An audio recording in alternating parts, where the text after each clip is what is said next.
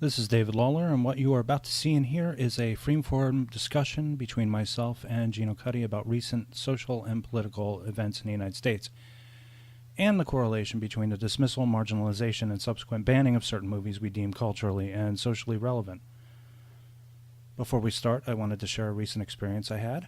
We were watching the 1996 adaptation of John Grisham's novel A Time to Kill, directed by Joel Schumacher, from a screenplay written by Akiva Goldsman, and starring Sandra Bullock, Samuel L. Jackson, Matthew McConaughey, and Kevin Spacey.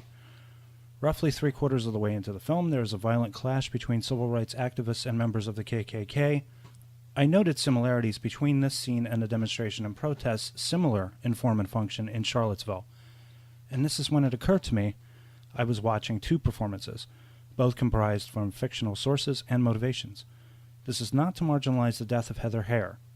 Her death was all too real. Truly, life imitates arts, and in the most horrifying ways imaginable, and the behavior is condoned by the media because it gives the media the story, and the story feeds an increasingly impressionable public. In turn, the public sees depictions of people in movies and television shows they deem to be evil or racist or misogynist, and ascribe those behavior patterns to real people. Again, life imitates art.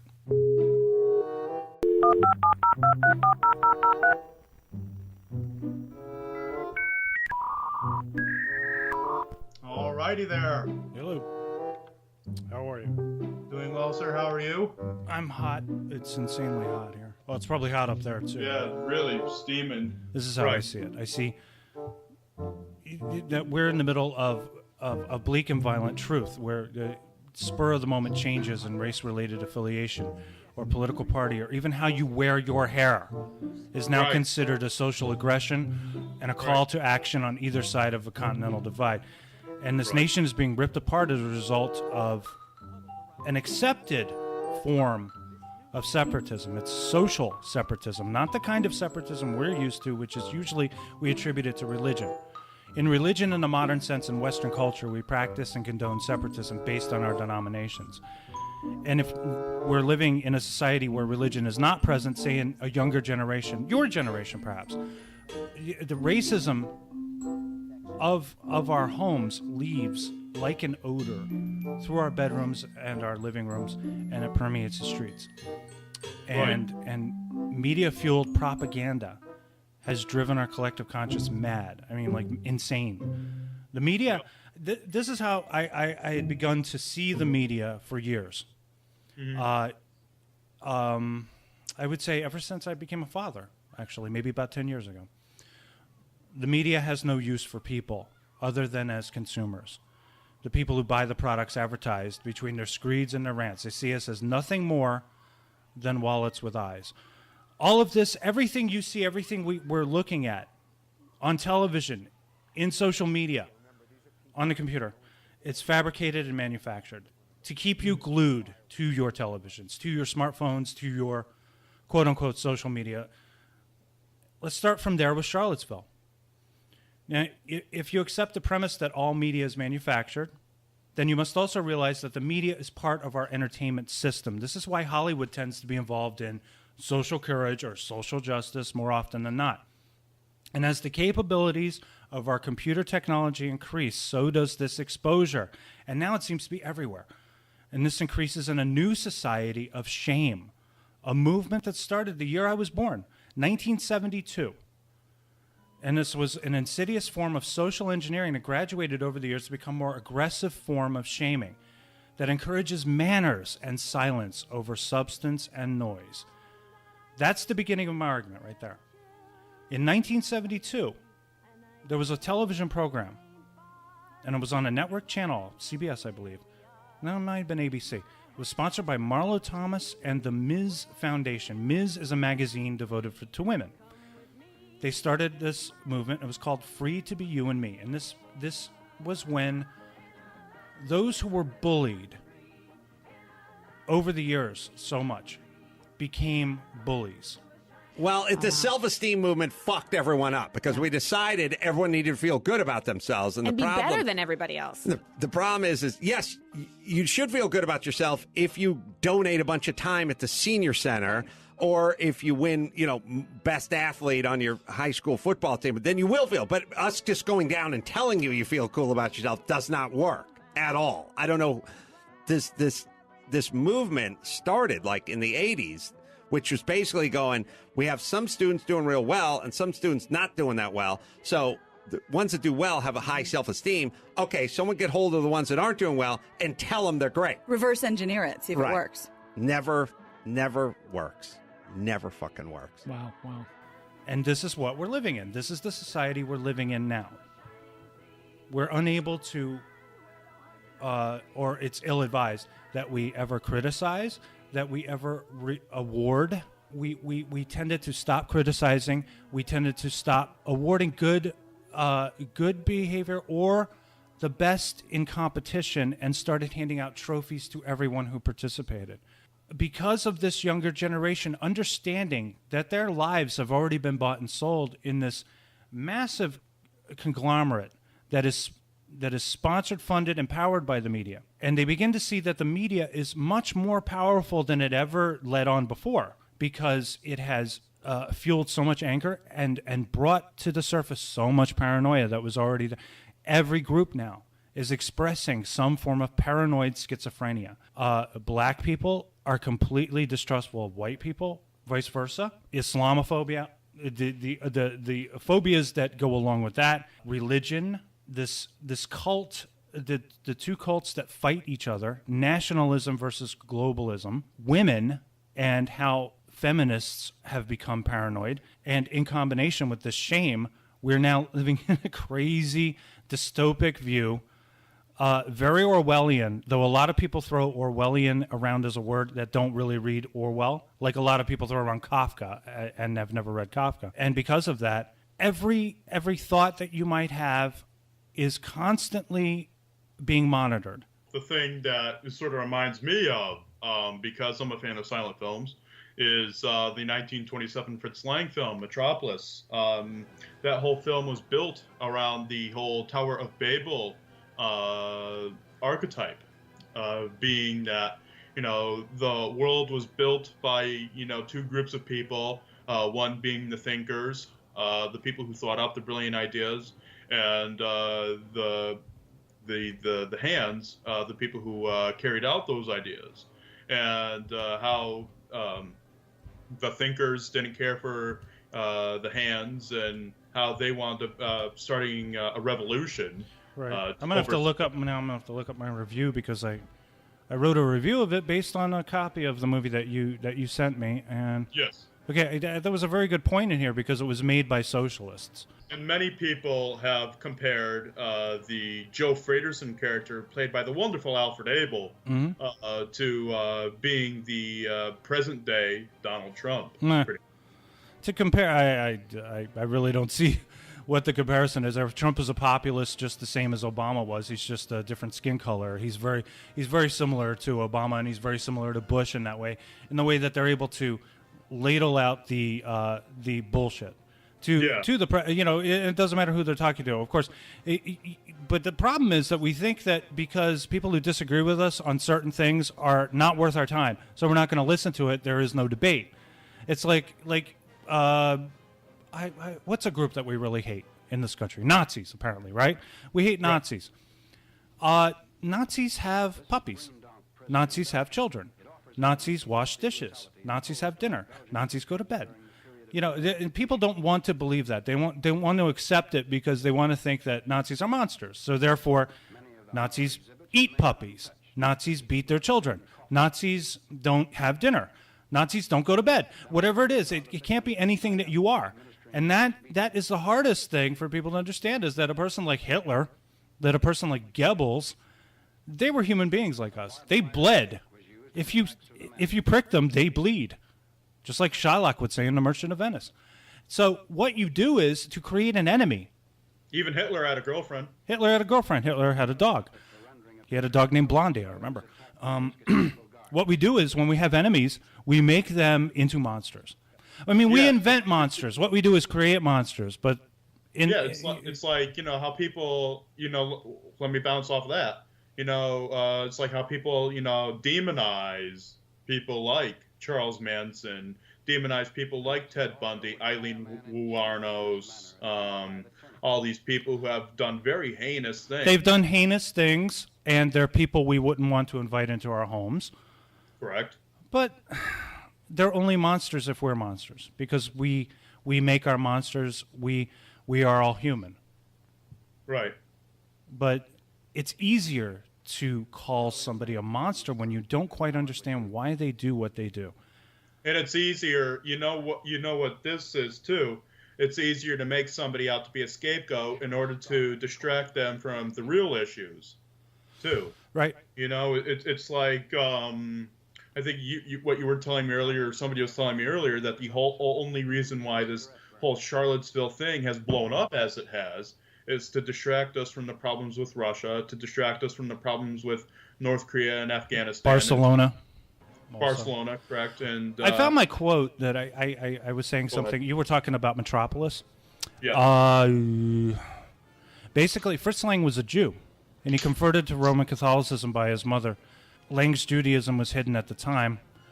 Hitler and Goebbels, being big fans of Lang, wanted him to head up the UFA, the UFA in Germany, which was the premier film school and film university and production source. And incredible films were coming out of Germany and Austria at the time. Lang explicitly preaches the tenets of modern socialism, at least our perception of socialism in the words of Marx, from each according to his ability to each according to his needs. Marx considered capitalism to be the enemy of socialism to such a degree that he also wrote, "The last capitalist we hang shall be the one who sold us the rope." That is some deep shit, bro. It's kind of fucked up is what it is, really fucked up. But yeah, Metropolis is a fantastic movie, regardless of the intention behind it, which we'll be talking about, I guess, Birth of a Nation in a few. But first, we're going to talk about a movie that was made in 1946, a live-action, combination live-action animated musical film produced by Walt Disney, released by RKO Radio Pictures. Song of the South. Based on a collection of Uncle Remus stories, as adapted by Joel Chandler Harris, stars James Baskett as Uncle Remus. The film takes place in the southern United States during the Reconstruction era. This is after the end of the Civil War and the abolition of slavery. Right. And it's about this kid who is visiting his grandmother's plantation, befriends Uncle Remus, one of the workers on the plantation, and hears stories about Brer Rabbit, Brer Fox, Brer Bear. I know all those stories. I remember them being read to me back when I was a kid. I don't know if Regan might have a book that has those stories, and it might have been a Disney book of fairy tales. He learns from the stories how to cope with the challenges he's experiencing living on the plantation. Now, this is from the Wikipedia. Song of the South has remained a subject of controversy. Critics have described the film's portrayal of African Americans as racist and offensive, pointing out the black vernacular and other qualities as stereotypes. So, in addition, the plantation setting is sometimes criticized as idyllic and glorified. Now, as to the content, I vaguely recall I may have seen this movie once. I don't know that much about it. Now, you looking at it, and I know your opinion. You're a white man. I mean, would you say that this is absolutely an abomination, something that should be completely taken away? This is a movie. I asked you earlier. I said, because I wanted to make sure this was correct. I asked you, has this movie ever been released on home video in the United States? And you said no, the UK. That's it. UK and Japan on Laserdisc, right? Correct. And we did a Two Davids where I actually showed the Song of the South Japanese Laserdisc. And yes, you cannot find this movie anywhere in the land of the free and the home of the brave. Apparently in the UK they didn't have a problem with it. Right. Or maybe they were like, oh, maybe the British will be fine with it, and the British are like, oh, what the hell? It's a movie. I don't care. I mean, and here's the kicker here too, being the fact that I am younger. Here's the thing that really irks me. Is this a disgusting piece of shit, racist? No. Movie. No, it's not. And let me explain what the kicker is. Disney has, of course, chosen not to release the full film, but they have released snippets of the film. These popular song "Zippity Doo Dah," which was a big hit, and also I believe that won an Oscar, did it not? Possibly. Let me check the old thing here. I'll check. The popular song Zippity Doo Dah.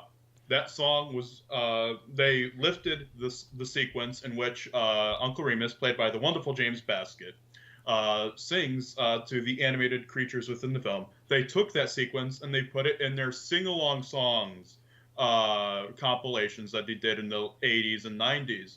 So even though they didn't release the full film, they were comfortable with releasing that snippet. And you know, I'm sitting here wondering, hey, if you're going to release that snippet, why don't you release the whole film? You know, because, you know, I'm sure that kids would love to see this film. Also, another thing, the animated characters in the film, like Brer Rabbit and Brer Bear, they have also been seen as mascots walking around the Disneyland theme parks over the years. So if you're going to push these characters, if you're going to put these characters, if your intention... Well, I just want to say first, anyone, the people who are doing those jobs at the Disneyland theme parks should be getting hazard pay right now. Right. Also, yes, the song did win for Best Song at the Academy Awards. Fine. But what I'm saying is, if they're trying to push this film out of our consciousness, if they're trying their best to have us forget this film ever existed, why are you taking sequences from it and putting it in your sing-along compilations? Why are you taking characters from the film and having them parade around your theme park? But if your intention is for us to forget them, why are you doing that? And if you're going to do that, if you're going to put that sequence in, if you're going to have these characters walking around, I think it would be in your best interest to, release the film. But you're not going to do that because Disney is like any other media conglomerate, and they want to control you, they want to control your thoughts, and they also want to make sure that their bottom line is met, because I'm sure that if they were to release this film, there would be massive outrage from the brainwashed public who would say, oh, you're releasing a terrible piece of racist filmmaking. You should be thrown out of business. People would burn down the Disney studios. People would march. People would protest, ban Song of the South. There would be big signs and everything, because people have had a false perception of this film for years, as they have the three other films that we are going to be discussing tonight. Now, there doesn't seem to have been, other than these critics talking about the film, I didn't see anything involving protests. I didn't see anything involving people holding up signs. I think that this might have been like a kind of simply condoning the ban of a movie because of how it might be perceived. But I note here that the movie made $65 million. That's unadjusted dollars. It was an enormous hit when it was released. Right. And also, apparently, in addition to what you had mentioned about the characters and the various snippets that we see over time, the theme park ride Splash Mountain also based on a location in that film. So Splash Mountain is one of their more popular. I've never been to the Disneyland or Disney World, but Bronwyn has, and she's told me she's been on Splash Mountain. Right. And it's a very popular thing, and you're it's almost like you're kind of teasing people in a way, because these kids are going to have to be like, well, what are they from? Daddy, mommy, what are these characters supposed to represent? And what? You have to be the uncomfortable mom and dad. You're either going to lie or you're going to tell the truth. And the lie would be hilarious, because you'd be like, oh, those are just, animals. They're just hanging out here in the park, and they're here to make sure we're all having a good time. And then, racist dad would say, well, these assholes banned this movie, and, they're from this movie apparently about black people. Something like that. Right. I've always been a fan of the Imus in the Morning program, and today I was on a bit of a nostalgia kick watching old clips of his old MSNBC run. And the thing is when Donald Trump came on to an episode of Imus in the Morning once, and one morning, and he was discussing how Meredith Vieira of the Today Show was more interested in what he had to say about Rosie O'Donnell and the insults that he hurled at Rosie O'Donnell than that she hurled back too. They were fighting long before, that's how all that started. A lot of people aren't aware of that. A lot of people aren't aware of the reason Rosie O'Donnell has so much hate for Donald Trump has nothing to do with his policies, anything to do with him running for president. It's just she disliked him from the beginning. Meredith Vieira was sitting there hurling all these Rosie O'Donnell questions at Donald Trump instead of actually asking him questions about what he was actually there to talk about, which was the Miss USA pageant. Yeah. You know, and I will say it, they've done the same thing to actor-comedian Bill Cosby. And they are continuing to do that. I know people have different thoughts on that. Well, it's also interesting that you bring up Cosby. The media, what they like to do, the American media, more than anything else, they did take a little bit of this from the UK. In the UK, they tend to be really crazy in the media and tabloidy, sensational. But what the media here loves to do is build people up and then destroy them. You see this not only with celebrities, but you see this with political figures, and you see this with filmmakers too. Oh my God. They love to build these people up into almost godlike beings just so they can take a sledgehammer to that marble and reduce them to ashes. That's what they love to do because that sells papers. It increases your viewing figures. It brings your ratings up. They want to keep you watching. That's what this is all about. That's all they care about. They don't care about the right thing being done. They care about selling you their version of the facts, whatever those facts might be. It reminds me of a line from one of my favorite songs, Revolution Calling, from the marvelous Queensryche album, Operation Mindcrime. Wonderful concept album. If you people are familiar with Frequent Wire, I reviewed that album a while back with Mr. Mark Giacomo. You can find that through the Frequent Wire channel network and through my network. And my channels. The line is, I used to think the media was telling me the truth, but now I see the payoff, and everywhere I look, who do you trust when everyone's a crook? For all your forgotten television needs, from Spider-Man to Captain America to The Incredible Hulk, a little super train, a little cliffhangers, check out Chris Cooling's exceptional Forgotten TV podcast at www.forgotten.tv. That's www.forgotten.tv. You'll be glad you did. We were discussing Song of the South.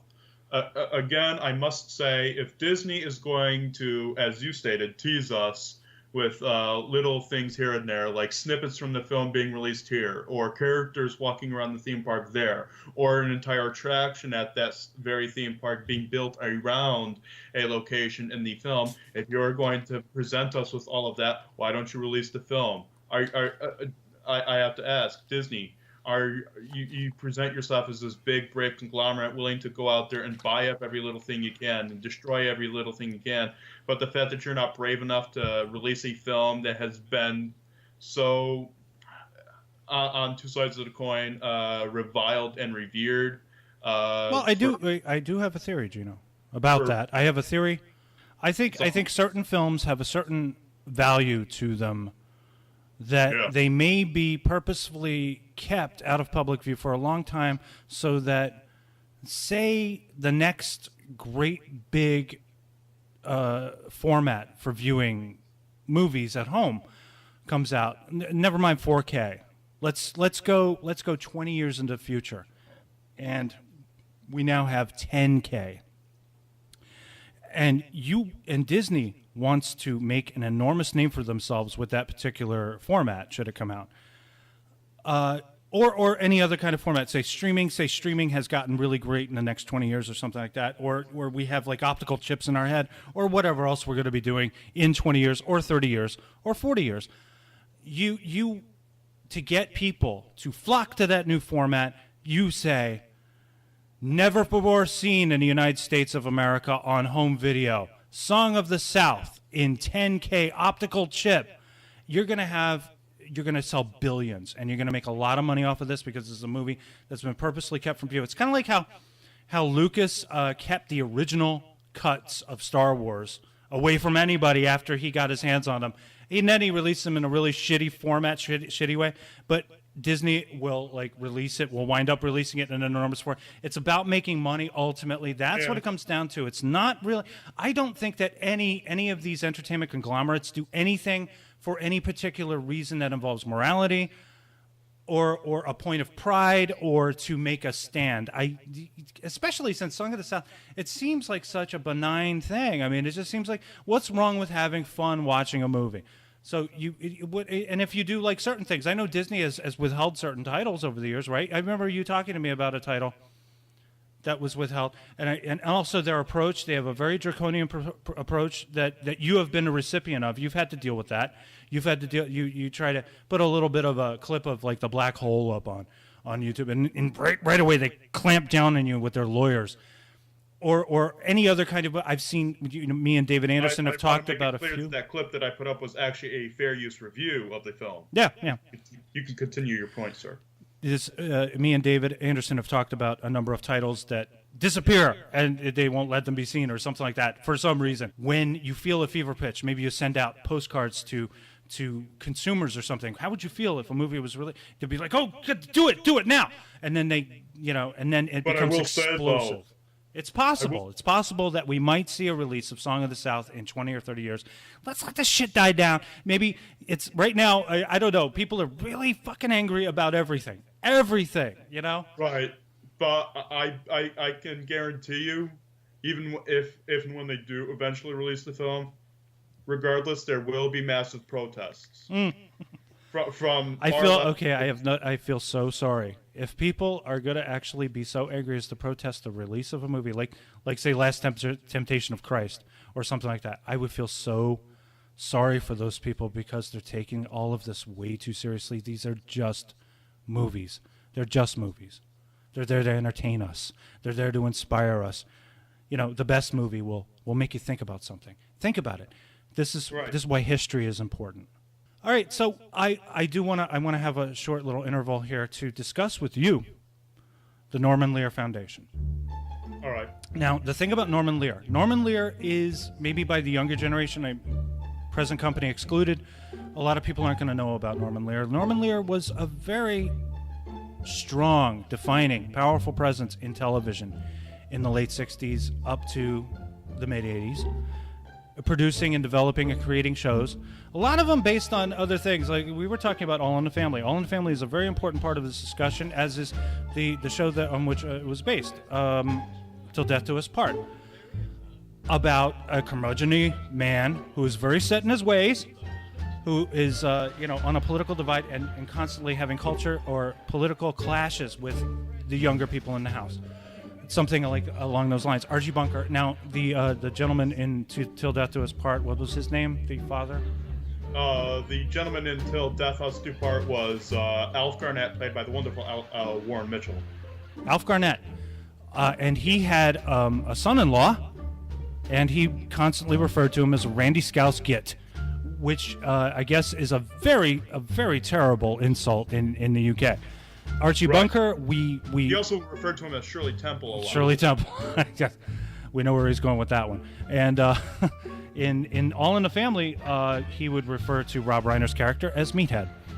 And Rob Reiner's character and Gloria, his wife, who is working, by the way, and putting him through college, and then who he ultimately leaves, and leaves him with her son in the show, in the sitcom that was a sequel to it, Gloria, is the liberal of the family. Archie Bunker is the conservative, perhaps of the conservative value. Now, back in the early 70s when All in the Family started, the only conservatives that what we would identify as true conservatives were actually Democrats. They were known as Dixiecrats for a long time until Lyndon Johnson got it into his head. We have to get the black vote. How are we going to get the black vote? We're going to have to rewrite our history. We're going to have to pretend that we weren't the ones who owned the slaves. We're going to have to try and get their support because now they have the vote and they can vote us out. Norman Lear was instrumental in changing the nation's mindset so that Democrats were now viewed as peaceful, benevolent, multicultural, and the Republicans were then rewritten to be viewed as the racist, homophobe, misogynists, and chauvinist, sexist types. Archie Bunker was that character. And because of this is why most people tend to try and erase that thought in their head and go along with the rhetoric that we're now seeing constantly out of the media, which is that Republicans are apparently the racists, they're the Nazis, they're the white nationals, right? Right. And let me ask you here for a minute. What party was Abraham Lincoln a part of? He was a part of the Republican Party, sir. Right. And what document did he sign? He signed the Emancipation Proclamation. Which freed slaves. To be fair, though, I remember I had an argument with my wife the other day, because my wife was convinced that the main reason for the Civil War was slavery, and everything that I have read and everything I was taught, I mean, slavery was kind of not the priority. It was number 2 on the list of things to do. The main reason for the Civil War being the export of cotton. Jefferson Davis, who then became the president of the Confederacy, was making it extremely expensive for the Northerners to ship cotton up. They couldn't really grow cotton in the North. Cotton was grown in the South. And that 3% of plantation owners, only 3% of plantation owners before the Civil War actually owned slaves. So slavery, while a very pressing problem for people who suddenly develop conscience and morality, not as big an issue as the cotton export. The South was prosperous, possibly because of slave labor, but also because of paid labor as well. Generally, I tend to learn, you tend to see that people will work better for you if they're paid and they get benefits and health care. But for the most part, everything that was created in the South was destroyed because of the war. This was a war that tore the nation in half, and we're still feeling the effects of it now. DNC, my friend, DNC, divide and conquer. That's what we've been doing since day one. This is what the mainstream media has been doing since day one. This whole thing with the world, they are trying to divide us. They were trying to divide white and black. They were trying to divide Christian and Muslim. They've been doing this since day one. And the sad part is people are actually believing that shit. Everybody has a common goal. I feel everybody in this world, regardless of who they are, have one common goal, which is the betterment of their specific community. Yeah. And that's people you're talking about, though. You're talking about people. Yeah. It's a very important footnote to put on there. You are talking about actual people. We're not talking about politicians. We're not talking about those who work in the media and the entertainment complex and celebrities. We're talking about actual people here. Right. Yes, people, the majority of people are basically good. Right. It's only those forces that seek to divide us. Now, the most frightening aspect of the Norman Lear Foundation, this was a foundation that was set up by Norman Lear, and it's directed by a man named Marty Kaplan, who is the associate dean of the USC Annenberg School. He was a political speechwriter, a Hollywood studio executive, and a screenwriter-producer. And the main purpose of the Norman Lear Foundation is basically to scrub, rewrite, and polish scripts that are made as movies and TV shows, to remove any references which might not be culturally acceptable or societally acceptable, and to further a particular agenda. Agenda usually made up of multiculturalism, politically correct speech, and feminine values. This is basically their job. They have fellows, conferences, public events, and publications, and they are at the forefront of discussion and practice in the field, according to the Wikipedia. They basically study and research the implications of convergence of entertainment, commerce, and society. They're an extremely well-funded and powerful think tank that also does a lot of work on the side. Which I think is absolutely evil, if you think about it. It's rewriting. From the point of view of someone who would disagree with that, yes, but from the point of view of a person who believes that movies and television shows and all kinds of pop culture products out there are merely meant to provide us lessons in life or teach us that somehow a filmmaker has a responsibility to do good in its community by means of its film or television series or something like that, that a pop culture source is somehow this vessel for this kind of education or brainwashing, as I would like to call it. Right. That can be viewed as evil, but I can understand why they would want for people to be educated in that way. If you think you're doing good, then you're going to try and teach as many people around you to do as you do, which if you think it's good. It's not really like mustache twirling, Hitler type going, I'm going to, but it is, at its core, it is propaganda. Right. It is meant to propagate a message. And if I may, here, I'm not trying to sympathize with the Nazis of World War II. I'm not attempting to do that. However, I will state that people were probably misled in that direction. People were probably told that what was actually right was wrong. And if you think about it, what is right and wrong in this in any particular situation? They were probably misled. They were probably told to shoot on command. And they were probably told to do this. They were probably told to do that because this is the right thing to do. This is you just hit on another point. That was very important. Actually, I hadn't actually intended on thinking about this or talking about this, but you brought it up. In Germany, post World War I, there was a radical anti-Semitism movement that was building up in Germany, and the government gets together with the media. They create a brand new thing, another Reich, basically, the Third Reich. And this is what brings Hitler to power as chancellor. Because when the media and the government collude, then it becomes about publicity, it becomes about the press driving the message. And this is how you create Nazis. And I'm going to say something else that is probably going to be controversial, based on what happened in Charlottesville, and based on a lot of things I've seen. Now, I don't want anybody to take it the wrong way, but there are no Nazis in America, okay?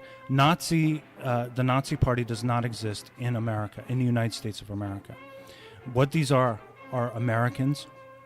They are nationalists. Perhaps they are racist, but everybody's racist. I've always believed this. Everyone is racist in their living room because they have every right to be racist. Being racist is not a crime. It's not a crime to hate someone on the basis of their skin color. What is the crime is discrimination based on the race. A man who cannot have a job because he has a certain skin color, that is illegal. That's against the law. It's not against the law to believe.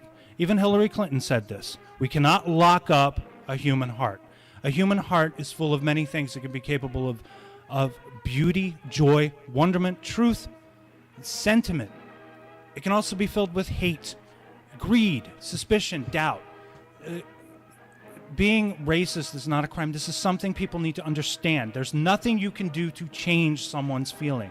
It all comes down to that person making the change themselves, should they decide it's in their best interest to do so.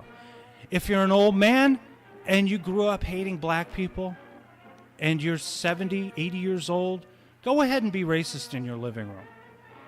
That's America. That's what that is. In America, we do not have Nazis. The Nazis were a political party that had the strong arm of the German army at its back and executed 11 million people during World War II within its own grounds, with its own laws. And it was able to do this because it was in power.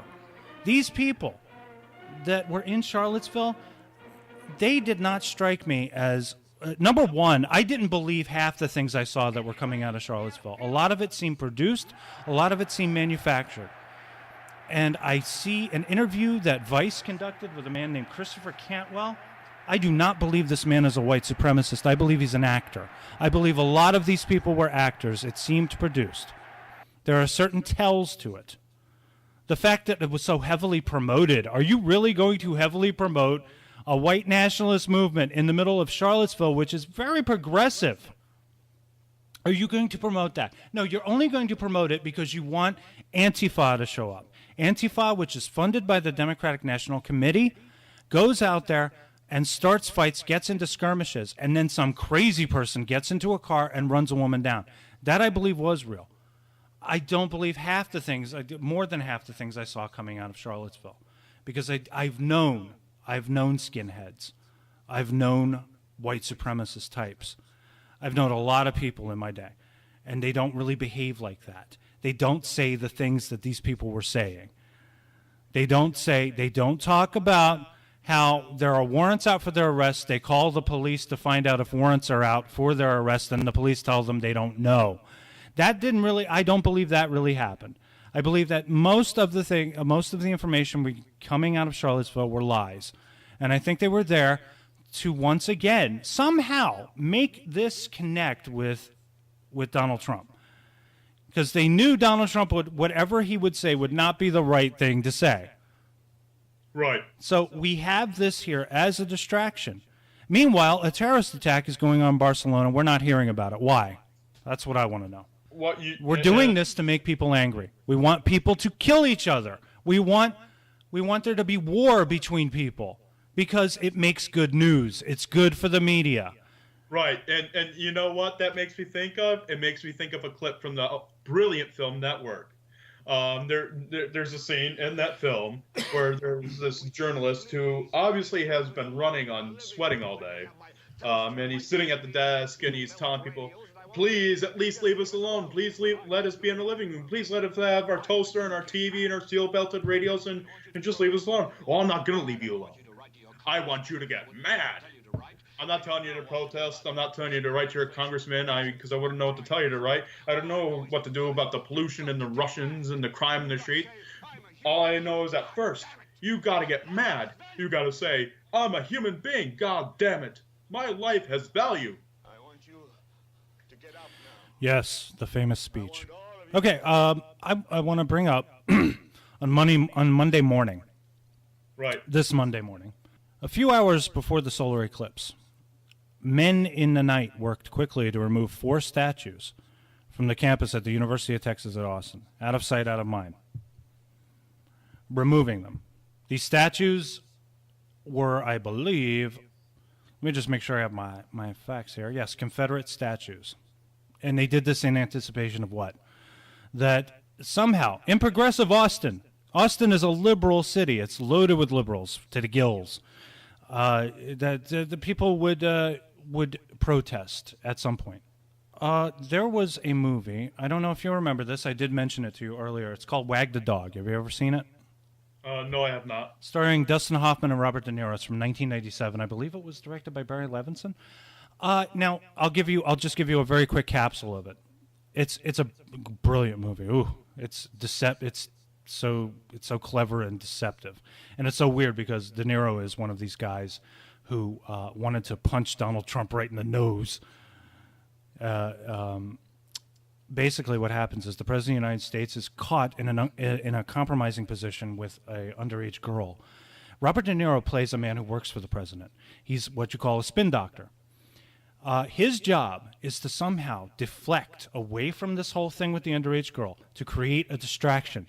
So he creates a war. He creates a fictitious war, hires Dustin Hoffman, who is a Hollywood producer, to produce this war. The war, I believe, is with Albania. And it's all fake. It's done in a Hollywood soundstage with girls and boys cast from central casting up against green screens of devastation that don't actually happen. It's not a real war. None of this actually happens. To push the point home, they even create an authentic song from the 1920s called Old Shoe. And they rescue, quote unquote, an army officer who's actually in a prison, in a military prison because he's a psycho. He's played by Woody Harrelson. And they create a song called Old Shoe. They have Willie Nelson sing it, and then people start to believe that there was a song called Old Shoe. So you're basically retconning the past and making it seem as though certain things were either there or weren't there. You can remove references to certain things. You can completely wipe it out of the mind. Like, say, Song of the South, if someone ever, or Birth of a Nation, what we're going to talk about next. Delete that movie. There was never a movie called Birth of a Nation. That never happened. 1915? Nobody was making movies. Check it out. Go ahead. Look on the Wikipedia. No, there's no Birth of a Nation. It was completely removed. It's like you can remove the past. You can insert things from the past. It's like people are trying to hop in their own DeLoreans and go back to the past and, quote-unquote, correct what they see as wrong. And as we're entering into a paperless society, with no physical media present anymore, a lot of it not being made, you can do this with a couple of keystrokes. You can eliminate the past. Yep, Birth of a Nation, starring Lillian Gish and Henry B. Wathel, directed by D.W. Griffith. The description on the back of the box: this lavish Civil War epic, based on the play The Klansman and the book The Leopard Spots by Thomas Dixon, was the first feature-length silent film. Its controversy, masterful battle sequences, and moving family drama are still the cornerstone of the art of filmmaking. Directed by D.W. Griffith and released in 1915. D.W. Griffith, wasn't he one of the founders of United Artists? Am I getting that right? Yes, he was a founder along with Douglas Fairbanks, Charlie Chaplin, and Mary Pickford. Yes. Considered one of the great filmmakers. Even the Directors Guild Award is named after him, the D.W. Griffith Award. Yeah, they were. I think they took that away from him recently. Oh wow! If they did, that'd be terrible.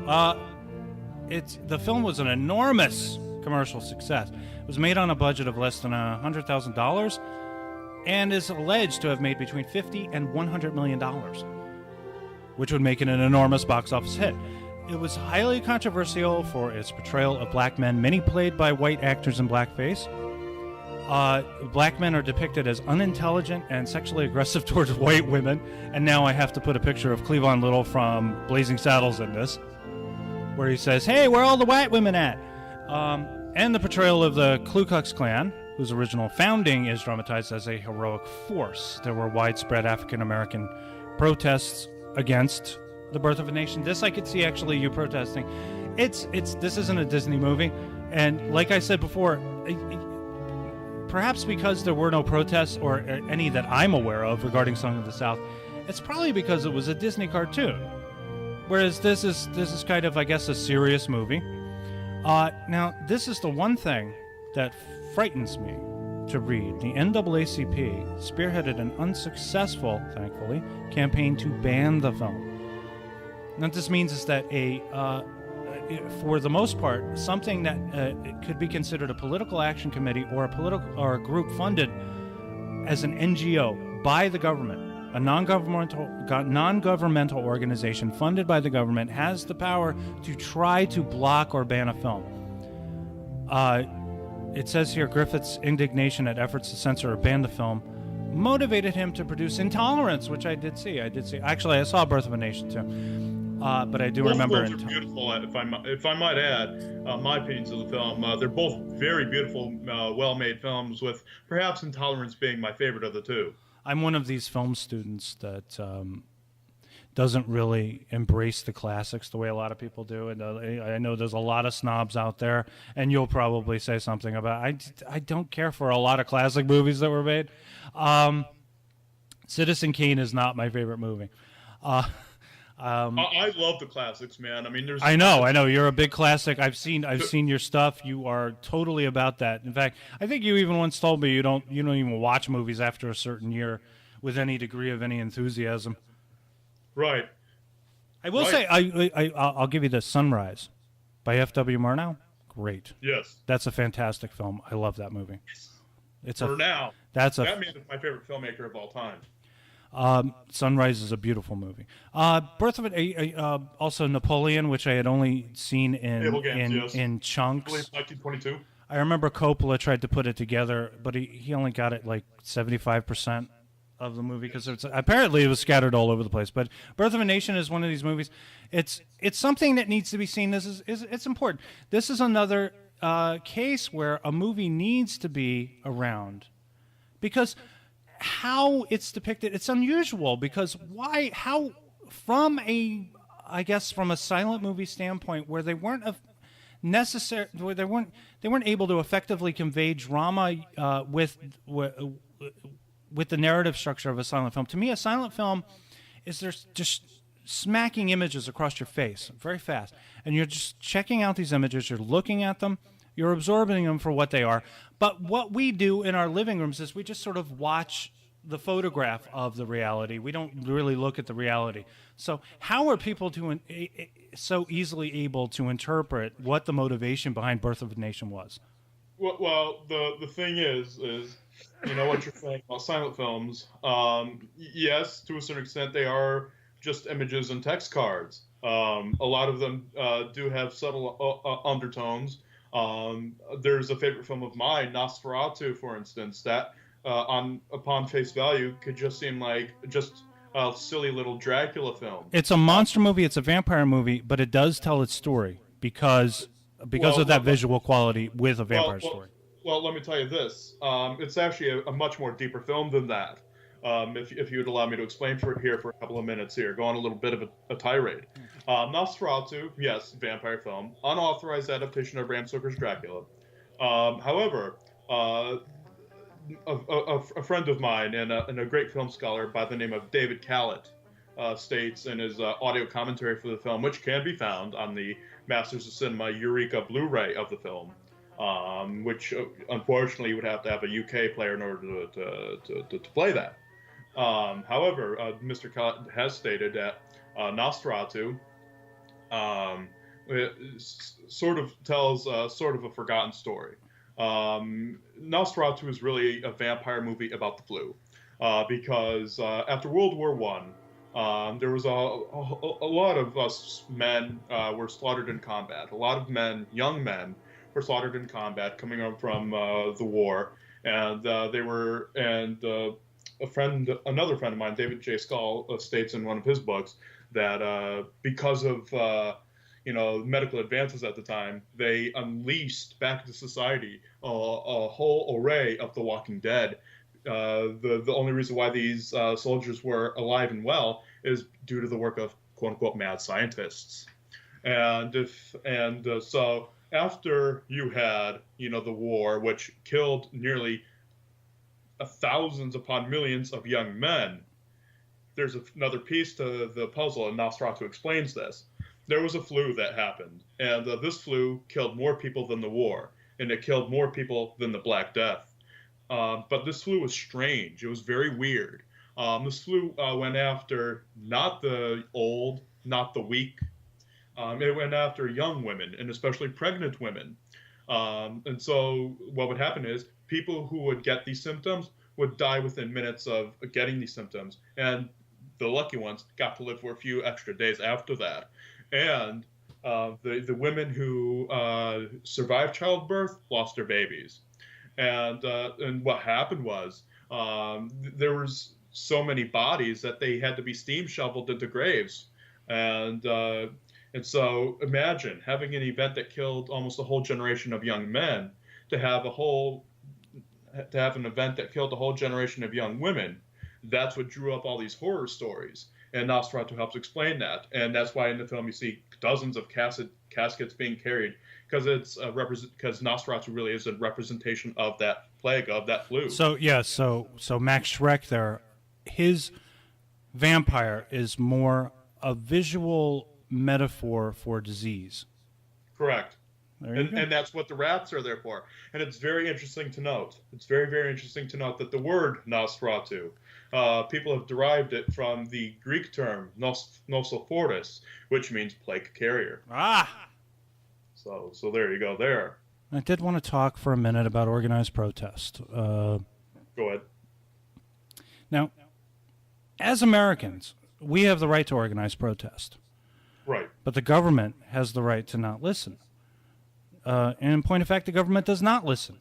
The government did not end the war in Vietnam because of a bunch of hippies getting together and smoking weed and harshing everybody's mellow. If you talk to a number of Vietnam veterans, as I have over the years, they'll tell you the war is still on. We're still feeling the effects. This is why we have a North Korea.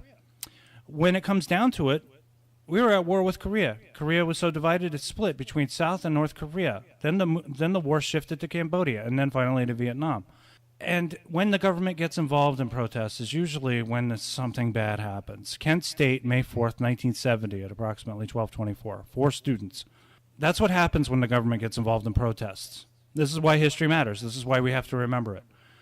There are statues, there are dedications at Kent State devoted to what happened.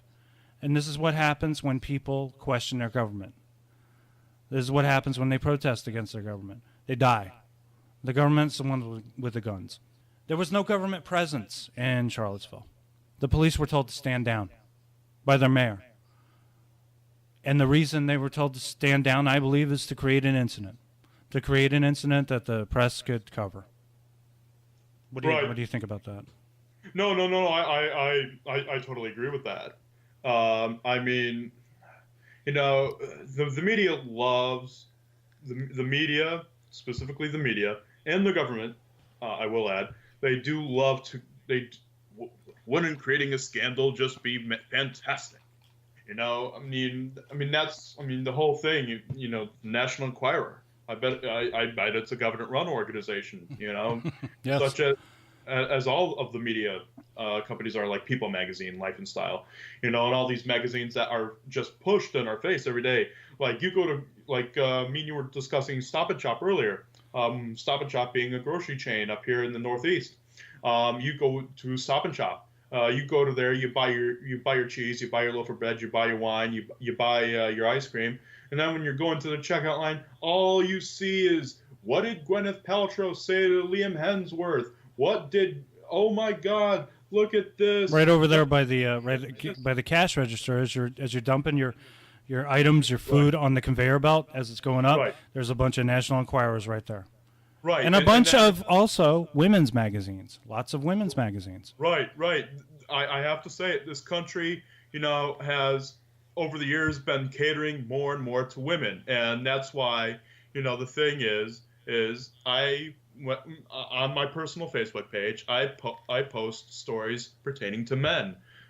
There's a hidden rape culture in this country of men being raped by women, but those stories are never reported on because this is a country catering towards women, and making women look like the victim all the time, making women look like, she's the only one who matters, when there's a whole generation of young men who have gotten raped. Then we get into a movie here that does have Confederate flags all over it. It hasn't been banned, though. But we're talking about Gone with the Wind from 1939. One of the most beautiful films ever made, and I feel one of the greatest romances ever put on screen. Scarlett O'Hara and Rhett Butler, played respectively by Vivien Leigh and Clark Gable. Again, one of the most beautiful films ever made, directed masterfully by David O. Selznick, with great music by the great Max Steiner, who composed other films such as the wonderful, great King Kong. And the film tells the story of a woman who falls in love with this one man, but winds up falling in love with another man while the Civil War is happening. The burning of Atlanta, classic imagery, classic screen imagery, and classic lines, such as, "Frankly, my dear, I don't give a damn." Yes. You're entitled to your opinion. I never much cared for Gone with the Wind. I think it's one of the most beautiful films ever made. I have to say this, now this is a personal thing. When I saw Gone with the Wind on the big screen, I was in awe. That Gone with the Wind is a film you must see on a big screen in order to fully appreciate the scope, in order to fully appreciate its majesty. One of the most beautiful films ever made. If you ever get to see it nice, crisp on a big screen, I would recommend you doing so. Because seeing it on a small little television, you're at a disadvantage with that. And also, I might add, not having a whole audience and being in that kind of an environment does take you out of that situation, as it did, when I went to go see Metropolis on the big screen, being surrounded by an audience, I felt like this was the environment that this film should be displayed in, for the participation, for the appreciation. I remember my mother watching it quite a bit because it would show up on television as a kind of perennial, I guess, or annually. It would show up like on Thanksgiving or something like that. I'm not quite sure. I know, there were certain movies that you would always see around holidays, like around Easter. You would see the Ten Commandments for some reason. Maybe Gone with the Wind around Thanksgiving. The various Christmas movies, plus The Wizard of Oz around Christmas time. King Kong on Thanksgiving for whatever reason. King Kong.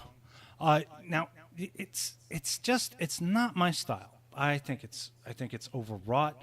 I think the acting is not subdued. It's a little bit over the top. We're privy to the exploits of a Scarlett O'Hara, who's grew up wealthy and really wants to cling to all these different men. She's got like this thing for her cousin's husband, and then she verbally trading barbs with Rhett Butler, played by Clark Gable. Clark Gable and Olivia de Havilland are the only people that don't irritate me in this movie. Everyone else irritates the hell out of me, including Vivian Leigh. But, that's just my opinion. I love, again, I'm going to say I love the film. I hated the film for a long time. And it's a very funny reason as to why I hated the film for such a long time. Because during the burning of Atlanta sequence within the film, the whole burning of Atlanta was done by burning down old movie sets. And one of the biggest sets I could tell at which point it happens, one of the film sets that they burned down is actually the Great Wall used in the film King Kong. Oh. And that is the reason why I hated the film for so many, many years. Because they destroyed, I think, one of the best film sets and probably an iconic piece of film history right there. But at the time, Hollywood didn't have any foresight for things like that, of course. I'll say in the movie's defense, it is very well shot. It's beautifully shot, yes. It is an important film. It is something that should keep it in the top 10 of the American Film Institute's list of top 100 American films. You can't see this, but he has like a nice big VHS box set. Is that what that is? Yes, I have the 50th anniversary edition box set released by Turner in 1985. A beautiful, beautiful set. Of course, back in the day, this is back in the days when you had to watch a film like this on 2 videotapes. You had part 1, part 2. And it also comes with some very, very nice material, like a certificate of authenticity. Very, very beautiful. If I get the chance, I'll try and scan some of this stuff in for you, Mr. Lawler. Cool.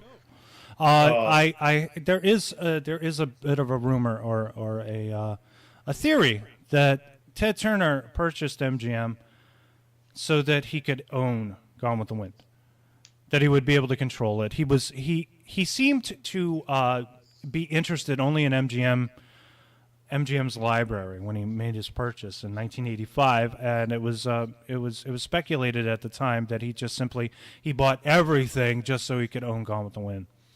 That might be true. Now, at a budget of roughly $4 million, this movie made $390 million at the box office and in various home media. Highest-grossing pictures of all time, if I might add. That's unadjusted for inflation.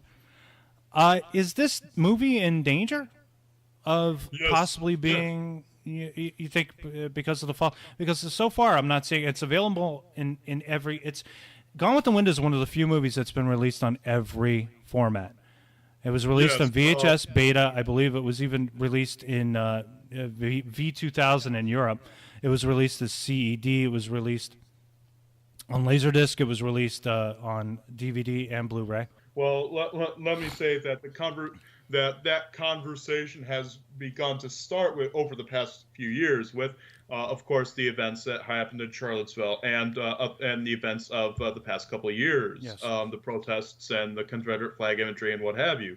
The conversation has started as to whether a film like this is even acceptable in today's generation. And I'm going to add, too, that, we were talking about Birth of a Nation earlier. They tried to remake the film or redo the film last year. Nat Turner tried to redo the film The Birth of a Nation from the black perspective, which I believe is trying to rewrite history, which I believe is wrong.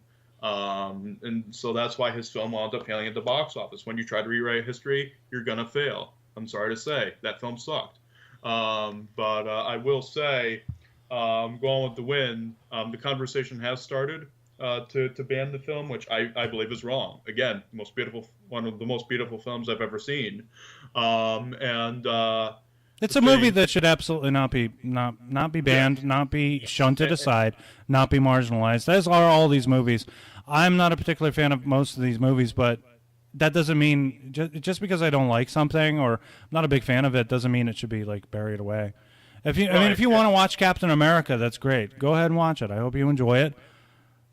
I don't like that kind of stuff. I'm not into that. But I'm not going to tell you. I mean, it's just just because we believe something doesn't mean that the opposite is the enemy of everything we believe. And I'm going to state this: if we are going to ban the films Gone with the Wind and Birth of a Nation, does that mean we are also going to ban the publications of which those films are based off of?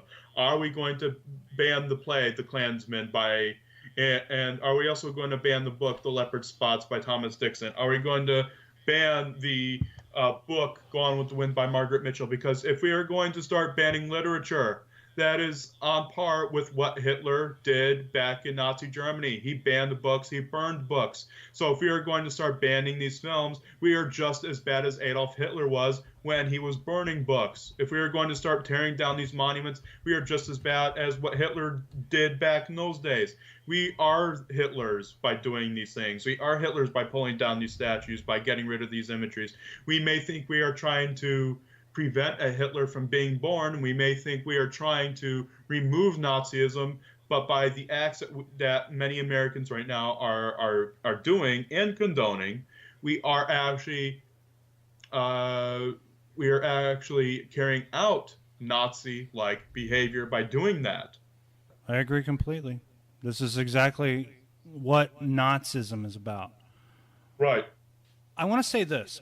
Conversely, and not unironically, there is a conspiracy somewhere in the works, but the conspiracy is what leftists are conjuring in their own minds. They believe that political leaders in the punditry are aligned with militant radical right-wingers, groups such as KKK, such as neo-Nazis, such as what they call white nationalists. And if I may add, wasn't the KKK once a organization founded by Democrats? Yes, it was. Right. There are conspiracy-minded right-wingers as well.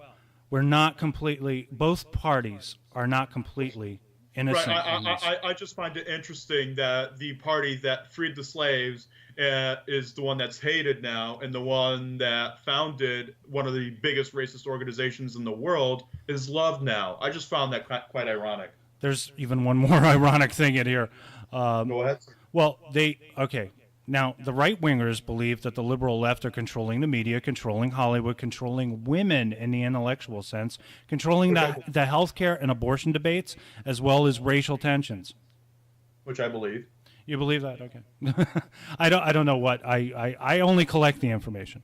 The media feeds people's impressions and amplifies them, turns people into hypochondriacs and social justice warriors who must then virtue signal their beliefs to others to indicate in passive terms how they feel about a particular subject: racism, healthcare, homosexuality. We tilt at non-existent windmills. We do this because the United States of America, believe what you want about our nation, but it is clearly and ridiculously superior to any other nation in the explored and discovered world. When you have a system that gives you everything you want, should you have the gumption and fortitude to take it, our worried, self-indulgent, narcissistic culture will seek out problems in dusty corners. The media looks for cracks in the collective sidewalk and amplifies them by means of their mediums: television, the internet, social media. Case in point, Charlottesville.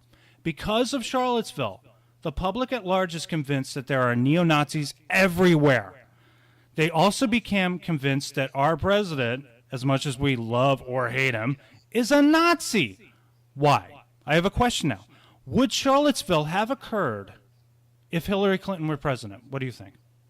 No, it wouldn't have. It's funny that you say that, because I wrote, uneducated liberals would say no. Educated liberals, such as myself, would say maybe. I consider myself a liberal. I have certain liberal ideals. There's certain things I believe in. But I believe in true liberalism. True liberalism is do what you want. But there's also a libertarian streak or an undercurrent in there which says keep the government off my back. Don't put the government in charge of stuff. When you start doing that, then we start getting into Sieg Heil and all that stuff. But I do believe in certain liberal values.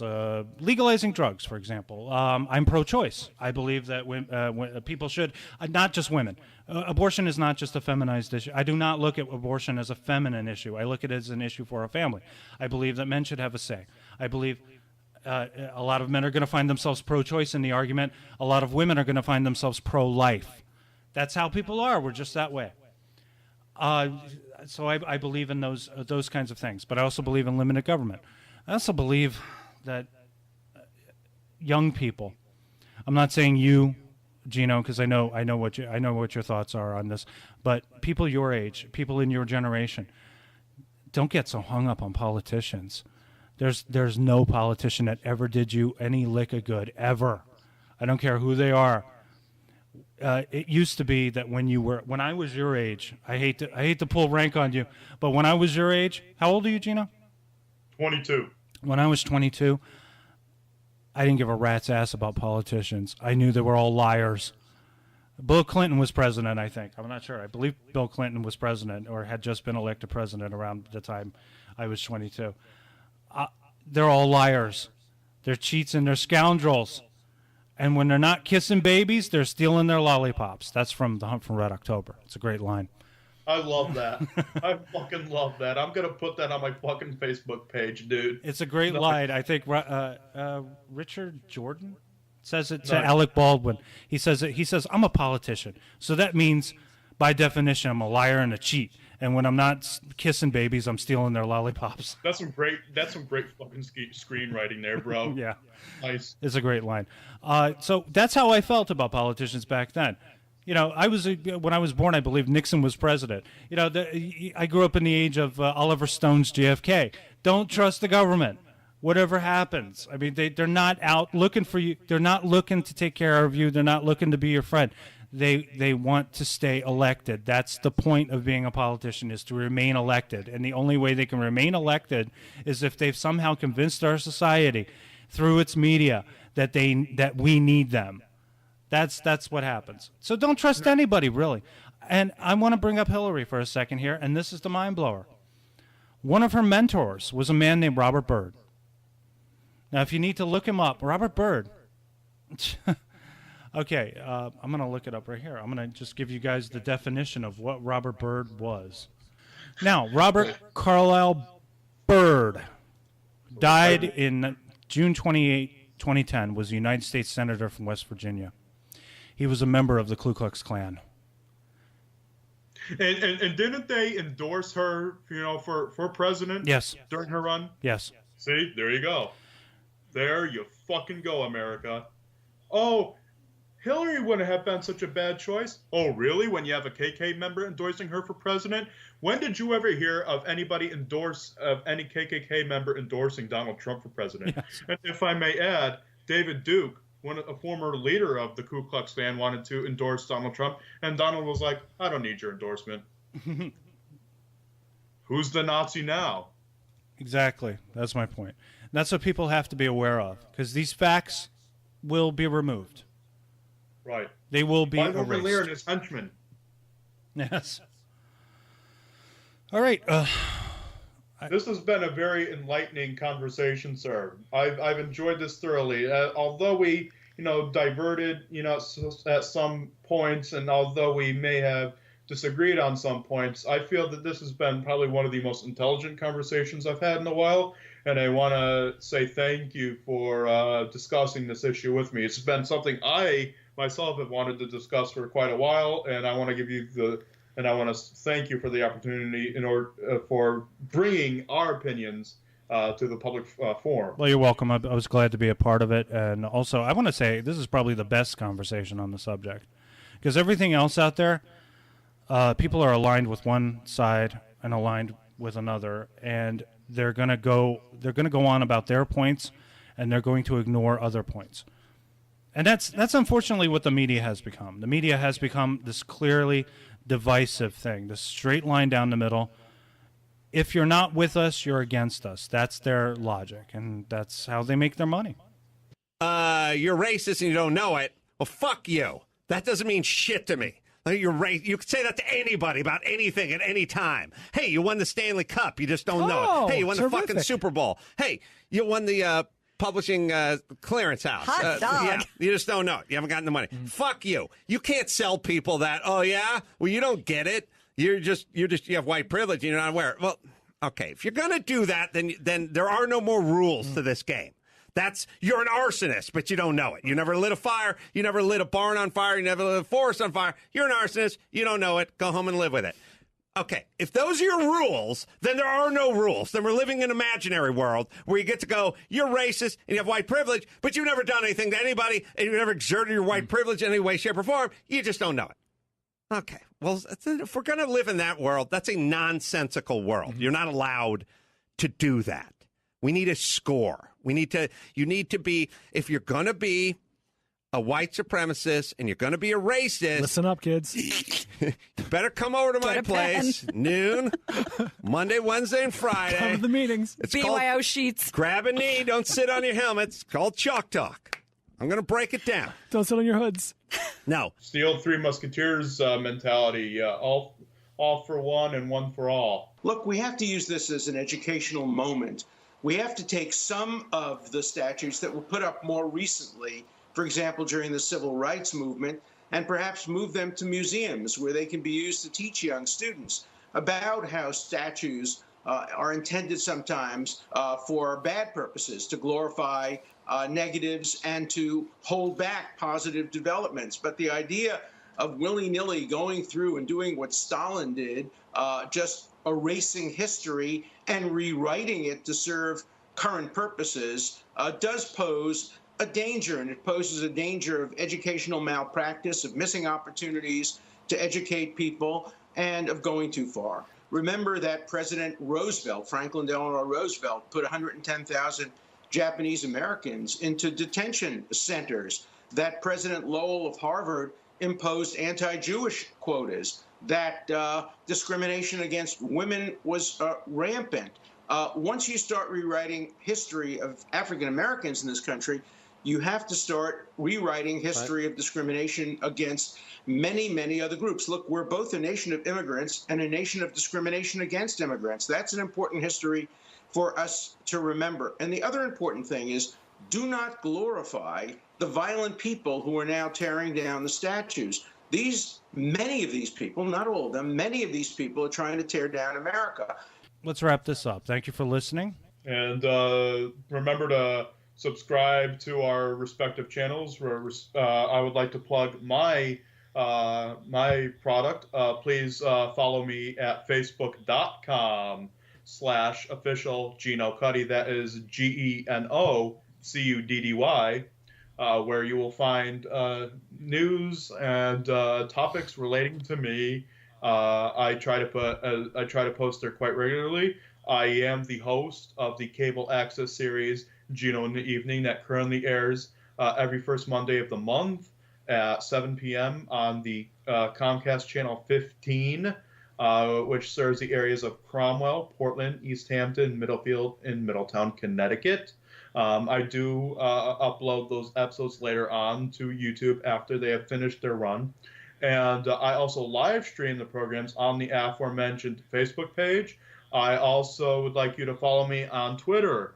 My Twitter handle is @officialGenoC, where, again, you could follow me and find out what I'm up to and read what I have to say. I also have a blog that I do not post to it regularly enough, it must be said, cuddysworld.blogspot.com. I also have, speaking of Cuddy's World, I have a podcast entitled Cuddy's World, and I have another one entitled The Memory Machine. The Memory Machine will be coming to David Lawler's Frequent Wire Network in the next few weeks. And you can follow me there. And where can people go, David, to find your product? Plug away, sir. Oh, geez. Okay. Well, you can go to www.blissville.net or blissvillepodcast.wordpress.com for all the latest Blissville stuff. YouTube channel, Misadventures in Blissville. Extreme Cinema, my podcast with Andrew LeGank, where we discuss action and exploitation movies. Two Davids Walking to a Bar with David Anderson, where right now we're in the middle of a series about video, the history of video and video rental, and home media. And if I may say so, very fascinating series that I highly recommend people listening to. You may proceed. Thank you. Also, on the Frequent Wire channels, the various Frequent Wire channels that are out there floating around on YouTube, where we also have David and Gene and Roger, a Siskel and Ebert podcast, where David Anderson and I review Siskel and Ebert reviewing movies. So we review them reviewing movies. And what the hell else? Well, there's the regular Blissville podcast, which I don't usually do all that often, but this will probably come out as a co-Blissville Geno Cuddy production. Oh, but David, where can our science fiction Star Trek fans go to hear more from you guys. I believe there's a podcast entitled Ship to Ship. Ship to Ship, a Star Trek podcast, also with David Anderson. Those come out a more frequent, few and far between, because there's a lot more work involved. We're always doing 2 episodes at a time, and neither of us will just shut the hell up and let me edit it. And also, I don't know what else. What else do I do? Oh, well, I do my vintage cable box. There's a show. What is the name of it that you do? I don't know. Maybe you could help me think of it. You know, it's that Twilighty show about that zone. Jesus, I am busy. Yeah, that Twilighty show about that zone, where I am currently getting ready to wrap up the 3rd season on that one, and you can find that on the YouTube page, the YouTube channel.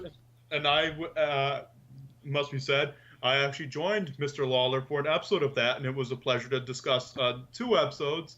Hopefully that episode that I appeared on will be coming down the pike, because I will heavily promote that on my various outlets. Yes, I believe, if I'm not mistaken, that will be coming out August 31st. Beautiful, sir. Beautiful, sir. But that's it. That's pretty much it. And thank you for listening. But wait, there's more. Where can people go to find Frequent Wire? Frequent Wire can be found on YouTube. And also on SoundCloud, where we have a channel, and also on Dailymotion and Vimeo. Just type in Frequent Wire, and you'll be able to find it. All right. Well, thanks, Geno. Thank you for joining me for this, and you're welcome for me joining you for this. And you're welcome for me joining you for this. And you're welcome for you joining for me for joining for this. And you're welcome for all of the above. All right. Peace out. Good night. Wait. Time. Cut. That's a fucking joke, right? Come on, don't fucking shoot. Why our fault during this whole escape thing? They're kind of a bond developed between us. No, not really. You're scum, Wayne. You did it for ratings. You don't give a shit about us or about anybody except yourself. That's why nobody gives a shit about you. That's why helicopters were not deployed. Wait a minute, you fucking hypocrite. What about the Indian? You said that you were done with killing. You said love beats the demon. You said that love beats the demon. I am, and it will. It's just that you're the last one, Wayne. No, man, this fucking kill me. This is not about you, you egomaniac. I kind of like you. No. But if we let you go, we'd be just like everybody else. Killing you and what you represent is a statement. I'm not 100% sure exactly what it's saying, but, you know, Frankenstein killed Dr. Frankenstein. Wayne, have some dignity. All right. No, I'm a parasite, so what? All right, life is cruel. No one said it was going to be easy. The day you two killed your ass belonged to us, to the public, to the media. That's how it is, and we are buried, eh? Now, the point is, what do we do next? I say we do a Simon Rushdie type thing, okay? Just books, talk shows, you know, we lay low, we jump up, we bob and weave, we get rid of them, we come in, we do Oprah, we do Donahue. I mean, do you have any idea how huge we could be? Let's make a little music, Colorado. Wait. Don't Mickey Miller always leave somebody alive to tell the tale? We are your camera.